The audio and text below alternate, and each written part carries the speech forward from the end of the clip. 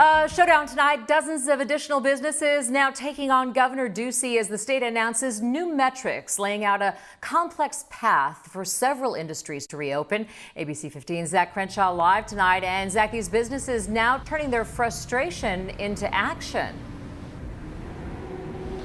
And specifically into lawsuits, Faye. You know, it started with gyms like Mountainside suing to stay open, and now water parks are hoping a judge will help them stay afloat. Meanwhile, more than 70 bars like Nick Ain't Nick's Tavern here in Phoenix behind me, well, they're saying this executive order is flat out unfair.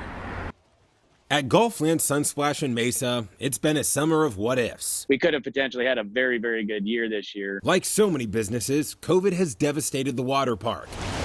But unlike others, most of Gulfland Sunsplash is still in a mandated closure. It feels like it's been a picking of winners and losers, and we were on the losers' side. You know, it's key to point out that those other water parks in the state have been operating this entire time. So the park is suing Governor Ducey, and they're not the only ones. Since the governor's guidelines were released on Monday, I've been flooded with additional requests. So we're, I think, up to 75, maybe 80 bars now, and it's climbing by the minute. Elon Werman is a professor at ASU who's now representing dozens of bars in their fight to reopen. The latest guidelines have made them lose all hope.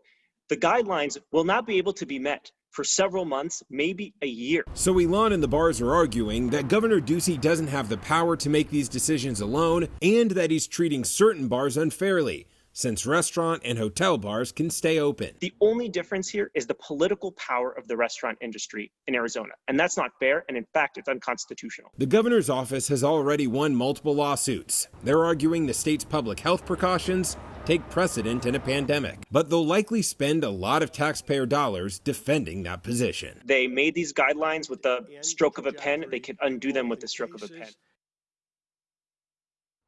Now, I reached out to the governor's office for comment and with specific questions, but did not hear back. In the response, though, the attorneys wrote to the bar lawsuit. They argued that the businesses are using this global pandemic to try and circumvent the emergency management protocol. They say it is well within the governor's authority to make these decisions. Live in Phoenix, Zach Crenshaw, ABC 15, Arizona. Zach